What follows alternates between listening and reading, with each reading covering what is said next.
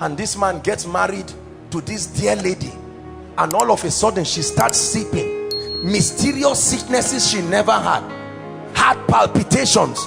She will feel being pressed, and she says, my husband, I don't know what is wrong.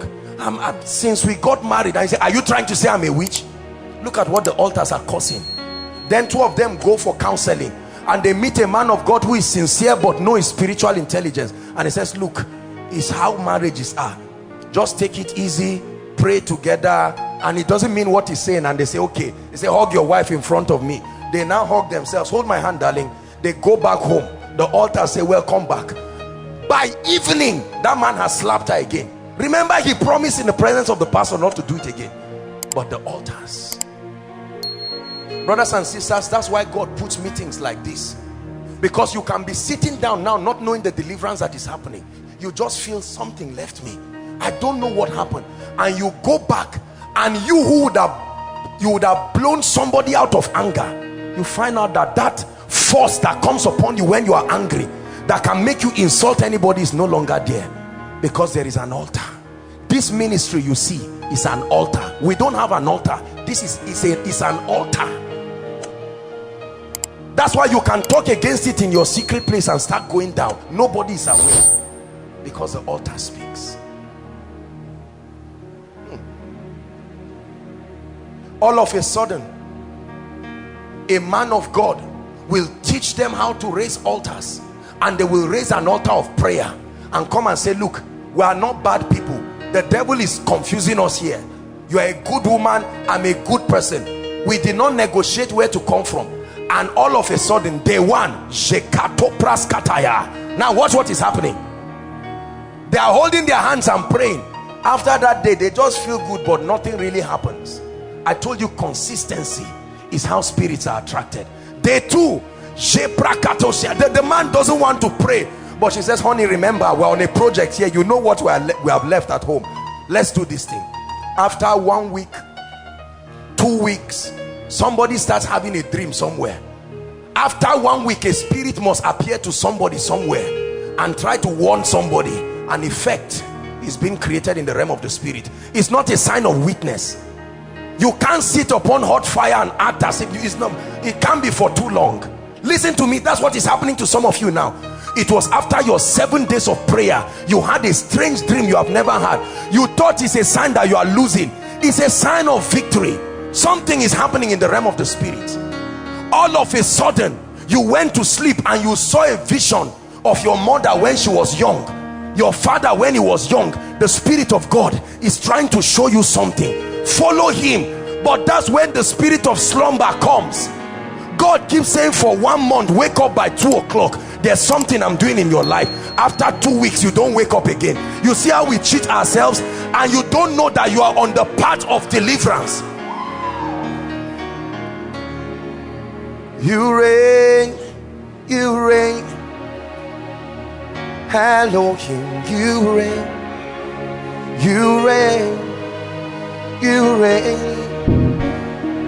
Elohim, you reign, you reign, you reign, Elohim, you reign, you reign, you reign, Elohim, you reign. Listen, I promise you, if you listen to what I'm teaching you tonight, many of you, as soon as you go back, you will see the dream you will have this night. The devil hates what you are hearing, because this is the age-long mystery that has kept people in your family educated, but it's like they are not educated. A pastor, you are blessing people, but you never rise yourself. Do you know why? Because your victory is tied to your altar, not just your service. Your altar. I created an altar that is independent of koinonia, and I said, no devil will come and destroy me. No. Watch this. Please come again. The 2 weeks we are praying. Shabrakato sotobash. Lebrekoto shabaya. We are praying. We are praying. We are fasting. Something starts happening. One day there will be a breaking point in the realm of the spirit. If that prayer were 2 hours, a day will come, it will become a vigil. not because you like it. You will break open a portal in the realm of the spirit, and 2 hours prayer will become prayer till morning, and your child will come and meet you and say, Daddy, I saw a man in white and I saw the man doing something on your head. Spiritual activities are happening in the family. All of a sudden you start seeing doors opening. You love your wife like never before. The devil told you the secret is to marry another one. No sir, you marry another one, the altar is still the same.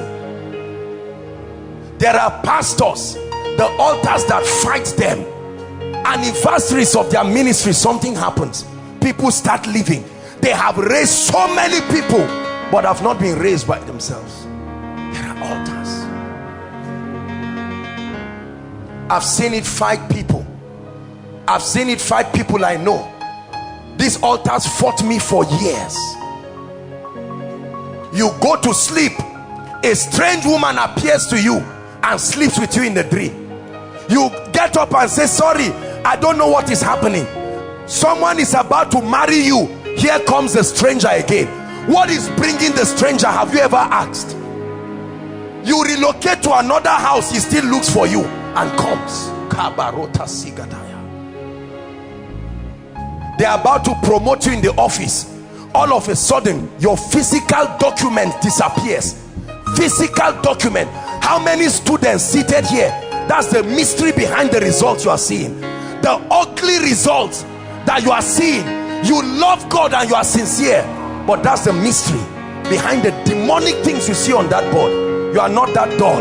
You write your exams and go back. The altars continue writing things. Continue writing things. I know what I'm saying. Listen to me. You hear people coming here with 4 points. They were not born that way. They have tapped into a higher covenant. You see them surprised by their own results. They know it's not their efforts. That's why people join certain ministries, join certain men of God. See, people partner with certain anointings. This is the mystery of partnership. When you partner with an anointing, you access the covenant. The covenant, not the promise, the covenant.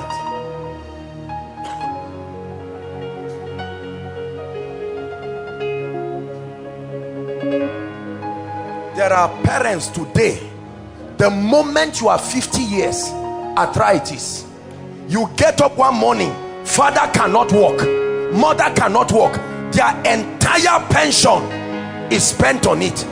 It's not sickness, it's a programming. An altar is accurate with digital precision. Regardless of your foreknowledge, it will work. It will work. I have seen it destroy families. I have seen it destroy ministries. That's why certain ministries remain small. No matter how anointed they are, an anointed man with fire on his head, but he will not cross certain boundaries. Once they reach 200, something must happen. A wrong news will spread around. A scandal must come, whether it's true or not. Have you not seen students, their last and final exams, they will go and the spirit will start moving them, carry something to the exam hall. They don't want to, but it's an altar. You are too weak to fight it. You will promise that you will not take it, and you take it. As soon as you are sitting, they just catch you and they said your entire 6-7 years cancelled. Brothers and sisters, it's an altar. There are families that as a family, they are victims of abuse. Everybody, mother, father, brothers, all the daughters will eventually meet a man of God somewhere, and all the man of God will do is to destroy them. It will happen. They are scattered in every place, but their experiences are the same. You will see them and like them, but at the end of it, you must leave them with pain. They think is that the ministry is bad, but the issue is the altar.